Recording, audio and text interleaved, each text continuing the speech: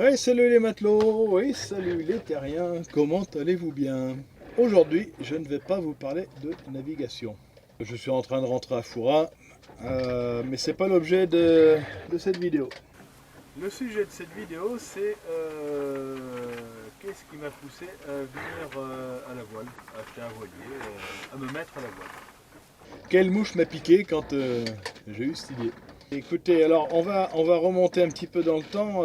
Il y a quelques années auparavant, j'étais quelqu'un de passionné de pêche, pêche au leurre en rivière. J'ai donc commencé. Alors j'essaye de faire vite, hein, je m'en voulais pas, ça risque d'être chiant, je sais pas. Vous me direz si vous l'avez trouvé chiant ou si vous avez trouvé ça intéressant. C'est un format différent. Je disais, j'ai commencé par pêcher. J'ai donc investi d'abord dans une petite barcasse. Une petite barque de 1,50 m. Voilà, ça me servait à aller à côté de chez moi. Et puis rapidement, un de mes potes avec qui je pêchais et qui m'a appris quand même pas mal de choses aussi, m'a invité à pêcher sur les grands lacs de Gironde, donc Ourpin, Lacano. Donc bien évidemment, il fallait un bateau un petit peu plus conséquent. J'ai pu trouver un petit Jeannot Prélude, alors je dis petit, c'était quand même 4,50 m, 4 mètres ou 4,50 m, je sais. Qui était à l'abandon, qui était à l'état d'épave. Et j'ai entrepris une restauration là-dessus. Je l'ai transformé, j'ai fait une plateforme à l'avant, j'avais tout découpé, j'ai tout refait, stratification et tout, enfin moqueur, enfin bon voilà. J'essaierai de vous mettre quelques photos et en même temps vous trouverez dans la description le lien du blog que j'avais créé à l'époque et vous tomberez sur la page de la restauration de ce bateau. Donc là j'ai pu appréhender les grands lacs de Gironde, m'amuser un petit peu avec ça. Et parallèlement, donc je venais assez régulièrement sur l'île de Ré à la maison de mes beaux-parents. Et j'emmenais mon matériel de pêche pour pêcher du bord. Et je vous dis pas que quand on a un bateau pour aller pêcher dans les lacs et qu'on se retrouve à pêcher du bord, ça devient vite fatigant. Fatigant dans le sens où vous voyez les autres partir en mer pêcher et vous restez là à choper des pins. C'est pas mon truc. Donc je me suis mis dans la tête de passer mon permis côtier. Et rapidement j'ai trouvé donc un open pêche promenade pour un open de 6 mètres avec un moteur de 150 chevaux de temps, donc bruyant mais très réactif, ce qui m'a permis de goûter aux joies de la pêche en mer. Là pareil, je vous mettrai en lien quelques petites vidéos que j'avais pu faire à l'époque, aussi avec mon fiston. Et puis donc nous arrivons ce à quoi je voulais vous amener. Donc un matin, j'étais à la pêche du côté de Saint-Martin, île de Ré. En face, la tour des Ilates, pour ceux qui peuvent situer, qui connaissent. J'étais là en train de pêcher, un matin de bonne heure, dans le plus grand silence. Il y avait une petite houle, c'était calme. Un léger vent, une légère brise, voilà, si on peut appeler ça. Et je m'appliquais à faire mon animation pour mes leurres. Voilà, j'essaie d'être le plus propre possible pour bien leurrer mes poissons. Mais derrière moi, j'entends un bruit d'eau. Ouais, on va appeler ça un bruit d'eau. Et quelle ne fut pas ma surprise en me détournant et en apercevant un voilier qui passait à proximité, dans le plus grand silence, si ce n'est son étrave qui fendait les vagues. Il y avait à bord un couple, au moins dans le cockpit.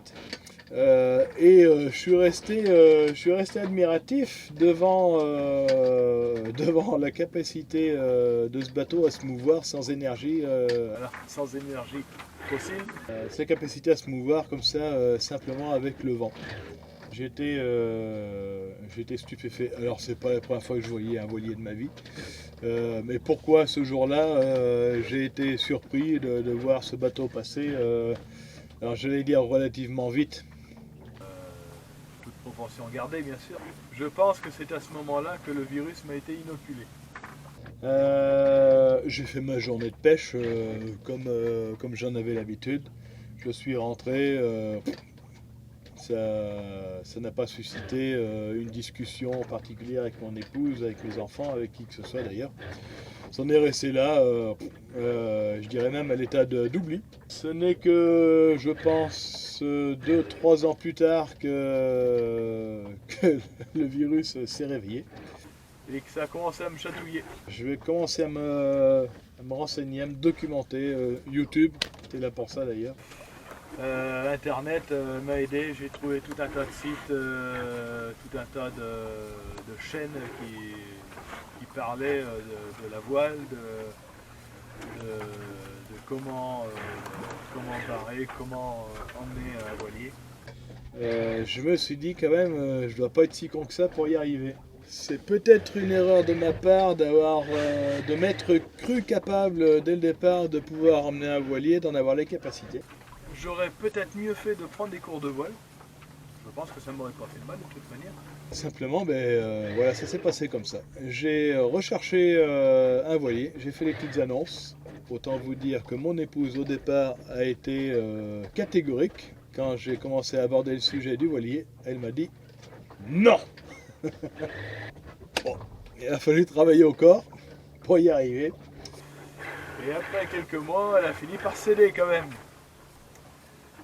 Voyant bien que il n'y avait rien d'autre qui motivait mon esprit et mon envie de travailler. Si j'ai pas une motivation, si j'ai pas un but dans la vie, je me fais chier. Je suis comme ça. Et je suis curieux de nature, j'aime découvrir, j'aime apprendre. Et quand je m'intéresse à quelque chose, j'essaie de le faire à fond. Donc, je me suis mise en recherche d'un voilier, essayer de trouver ce qui pouvait correspondre le plus à mes attentes. C'est-à-dire un voilier pas trop grand, le plus sécurisant pour pouvoir emmener mes 2 enfants, ma petite femme. Donc le minimum c'était au moins un couchage pour 4 personnes. Un minimum de confort à bord, voilà. Petite cuisine, un coin froid, un coin toilette. Et puis un bateau en état, hein, voilà, en bon état, de préférence. Je suis allé jusqu'à Sokoa, alors c'est dans les Pyrénées Atlantiques, pas très loin de Biarritz. Pour voir un First 25, 26 peut-être, je sais plus, ou 24, je sais plus exactement. Le gros problème c'était de le ramener, de le convoyer jusque chez moi, jusqu'en Charente-Maritime, dans un port. N'ayant aucune expérience, ça me paraissait quand même assez compliqué, d'autant plus que le bateau n'était pas équipé d'électronique.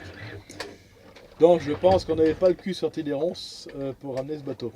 Pendant que nous étions au restaurant du côté de Sokoa, un soir, mon téléphone sonne, j'avais laissé un message sur une annonce. Et un monsieur se présente comme étant le vendeur d'un Kelt 760 à Foura.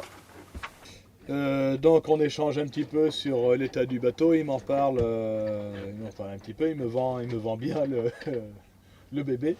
Voilà. Je rentre au restaurant, rejoindre mon épouse qui était toute seule à table, et je lui dis la semaine prochaine, le week-end prochain, nous allons voir un bateau à Foura. Autant dire qu'elle n'était pas spécialement ravie. Rendez-vous était pris, nous arrivons à Foura, nous voyons 2 Kelts côte à côte. Un qui présentait moins bien, et puis celui-ci, voilà. J'ai donc visité le bateau, le propriétaire me l'a présenté, m'a expliqué un peu tout ce qu'il y avait, m'a emmené chez ses parents, là où il stockait tous les coussins, toutes les voiles, pour voir ça aussi. Franchement, quand j'ai vu le bateau sans même qu'il m'en parle, le bateau était vendu. Malheureusement, je suis comme ça, quand je vois, je marche à l'instinct, ça me plaît, je fonce. Donc j'ai quand même pris le temps de réfléchir, mais bon, là le bateau il était vendu. Donc on a fait un petit chèque, Et puis je suis devenu propriétaire de ce joli Kelt 760. Voilà pour la petite histoire. J'espère ne pas avoir été trop long, j'espère que ça ne vous a pas trop barbé. J'entends que c'est pas très divertissant à écouter comme histoire, alors peut-être ça vous intéresse. Je sais que l'un d'entre vous m'avait posé la question dans les commentaires. J'y avais pensé à faire cette vidéo, mais je pensais pas que ça pouvait vous intéresser. Après tout, pourquoi pas. Voilà, vous me direz. De toute façon, ça va marcher au nombre de likes, au nombre de partages, au nombre de commentaires. Il n'y a que vous qui décidez, et c'est vous qui le dites, c'est pas moi. C'est pas moi, je maîtrise rien là-dessus, c'est vous. Alors pour info, on est le lundi 17 juillet. Je ne sais pas quand est-ce que je vous sortirai cette vidéo. Est-ce que je la garde pour plus tard, pour cet hiver, pour combler un petit peu? C'est probable. Peut-être qu'au moment où vous regardez la vidéo, vous serez chez vous, à l'abri, au chaud, près du feu de cheminée. Peut-être que vous la verrez cet été, vous serez en bikini, en maillot de bain, j'en sais rien. Peu importe. Peut-être que vous la regarderez au bureau, peut-être que vous la regarderez sous les chiottes. En attendant, moi, je vais vous souhaiter une bonne semaine. Je vous dis à très bientôt. Portez-vous bien. Ciao les petits matelots!